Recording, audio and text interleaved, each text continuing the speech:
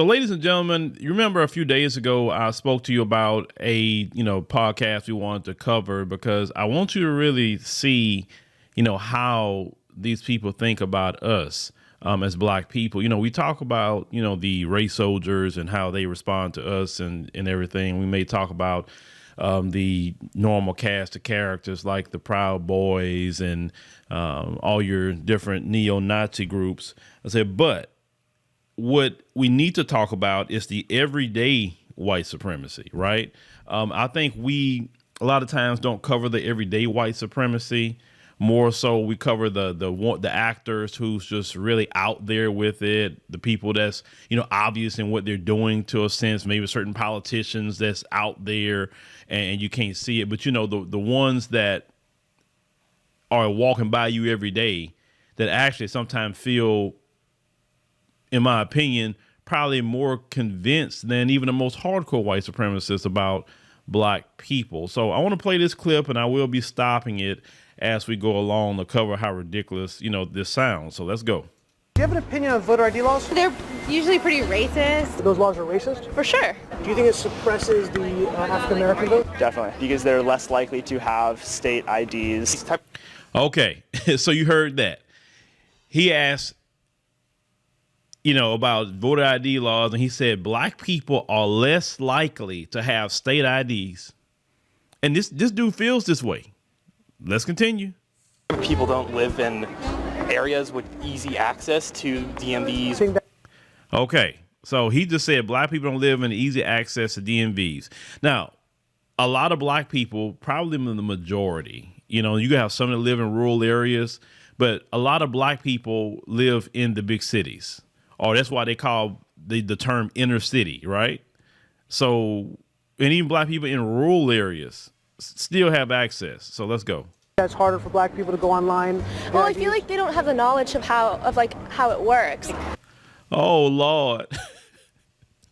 This female just said that Black people in 2022 do not have a knowledge of how the internet works. Lord. I'm telling y'all that Black people are dumb mindset. That is racism, white supremacy. Black people don't have no knowledge on how the internet works. How is it that Black people don't have a knowledge of how the internet works and we consume more media than any other group? Well, maybe I think we figured out how the internet works. If you listen to this video as a Black person, you figured out how the internet works, right? You couldn't use your smartphone unless you figured out how the internet works. So that's internet based as well, a lot of that. But this is how these people think about it. And remember, this is in liberal California. Let's go. A lot of people have smartphones, but you might not have data. Oh, Lord. Now she say, we got smartphones, but we don't have data. Genius. Then how we use the apps if we don't have data? Because you got to have data. What cell phone plan today does not offer unlimited data? I don't know. Nobody don't buy a cell phone plan that offers unlimited data, unlimited everything. But so we have a cell phone, but we don't have data. Okay, let's go. We're going to continue. I want you to hear this. For most of the communities, they don't really know what is out there just because they're not aware. Now I'm here. Okay, so we don't know what's out there because we're not aware. So the overall theme for what they're saying here is we are basically dumb. We're dumb people, and it's racist to have voter ID laws because we're dumb. And even if we have a smartphone, we're too stupid because we don't know how to get on the internet. And we don't have data either because we're too stupid. So basically, this is your rank and file liberal in how they feel about voter ID laws toward Black people. So now do you see why we should be way more insulted when they start talking about voter ID laws are racist? Oh, my God, it's racist. And we know all that is a finesse to get people who aren't legal to vote for them, right? We all know that. Look at what's going on in New York City right now, which is totally illegal by the Constitution. All right. So now they're going to go to Black people, right? And I want you to hear what the brothers and sisters say about that. Here in East Harlem to ask Black people their thoughts on what you just heard. You have ID? Yes. Why would they think we don't have ID? Why would they say that? Everybody that I know have ID. I heard a lot also that Black people can't figure out how to get to the DMV. I know it's at 125th. It's on 125th Street. I also heard a lot that black people, especially poor black people, have no access to the internet. I had access to the internet for years. Who are these people talking to? Do you have a problem that if you go to vote and they say, "Can we please see your ID?" I love showing my ID. You have an issue with that? No. Do you have an opinion of? All right. So as you heard, black people's response. Everybody know where the DMV at. Everybody been having access to the internet for years, since America Online days, definitely telling my age. You remember those American Online CDs that would come in to your house, those of you in my age bracket, and then you put it in your computer, and then, you get online on dial up and like, you have mail. You remember that time period with America Online? I do remember that. But so obviously black people have access to the internet. They have data on their cell phones. We know where the DMV is at, and we don't mind showing our ID, according to what the brothers and sisters said in Harlem. But the reason why I'm covering this, and see, your mainstream media, notice they never go talk to black people when they say these certain things are racist. You notice that? They never want to get the average black person's opinion. And if they do get a black person's opinion, it's probably somebody they handpicked because they say, okay, that person is just dumb. So let me go talk to them, because they're going to take everything that what we say. But the regular rank and file black person is smart, and they're not going to sit there and just have some dumb response. So let's break this down about this, this voter ID thing. Now, I live in Texas, okay?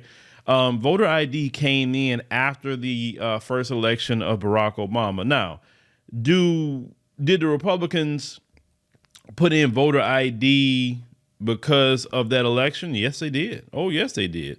Because they never seen that many black people come out and vote, and it was kind of like a movement at the time, if you remember that, to get people registered to vote for Barack Obama. Yes, I mean, I've never seen black people that politically motivated to vote for anybody, except when he first ran for president, okay? Even all this scare tactic about you got to get Trump out, and people didn't vote like that like they did for Barack Obama. So let's just call it what it is. We just call about some history here. But as we, go along, as I've said this before, you can't fly an airplane, like you want to go see your loved ones or vacation, whatever. You can't do that without any kind of ID. And if you go out the country, you need a passport. Like I said, that's an ID. Black people have that. I remember growing up, you could not wait to get, your driver's permit. And now it's a card now, which is considered an ID. At least in Texas, a card. It's not a paper anymore. Or your regular driver's license. When you could turn 16, you go ahead and get your driver's license. Or, of course, you got to take the test. But it says under 21. But it's still an ID. At least in Texas, it says under 21. I guess when you try to go to the nightclub and something or try to drink, I don't know. Some people try to do that underage.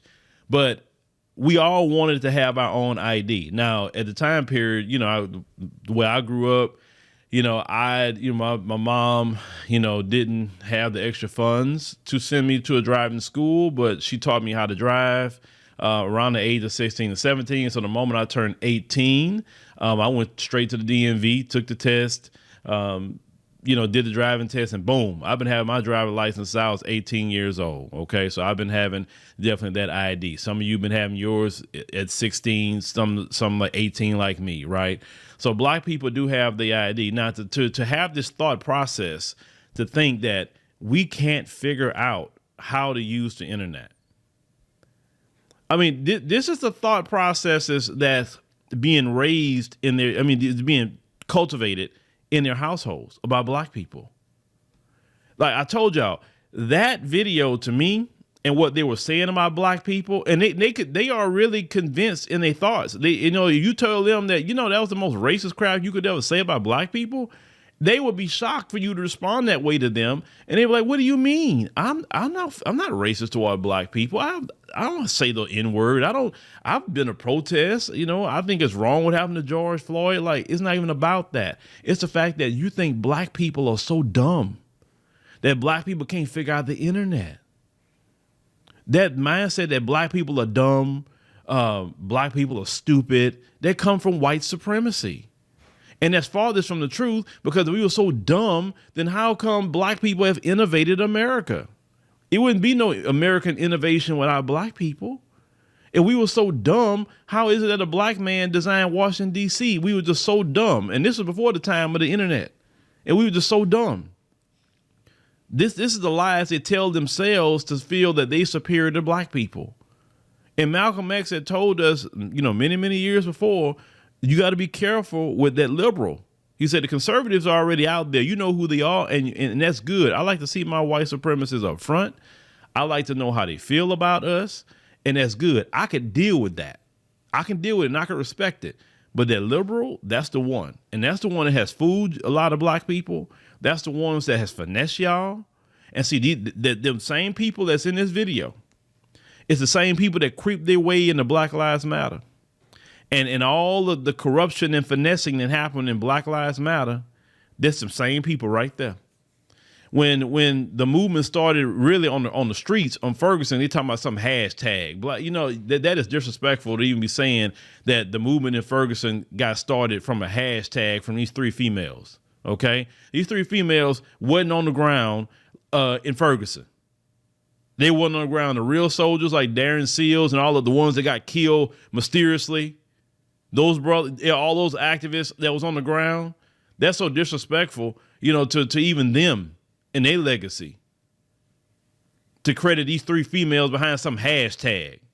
What's a freaking hashtag? Then they bring in this D. Ray McKesson and Netta, and making them the public faces of it, which they were handpicked, because where they at today? Nothing happened to them. They were handpicked. They got all they money. At least they were smart to get their money and get out. They were smart to do that. These other 3, and they seen all this money, because basically Black Lives Matter was defunct. You remember that? And then what happened with George Floyd, all of a sudden they came out of nowhere. Like, where they been? We ain't seen them all this time, especially since the presidency of Donald Trump. But these same people got into Black Lives Matter and messed that off. And that's why people conflicted about Black Lives Matter. 'Cause a lot of black people don't like Black Lives Matter as an organization, but the idea of it is still something that people could actually get behind. You understand what I'm saying? So these people is your Democrat representatives, and this is how they think about us. They really believe that we're dumb and we need them. We need them because we can't think for ourselves.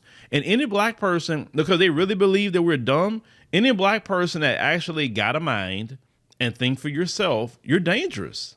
You're dangerous because you're outside of the norm. You understand? And because you're outside of the norm, because all the rest of the black people are dumb, according to them, you're going to influence those black people to think like you. So if you're actually a black person who's learned, who see how the world works, who know, the system, know the okie doke that's being played on our people, right? These same liberals right here will attack that black person. This is why they lost their mind about the Twitter situation, because there's a lot of black people that have been censored on that platform, too, for speaking up against the liberals, speaking up against what Biden's doing, speaking up about racism, white supremacy. A lot of black people have been censored on that platform due to that. You understand?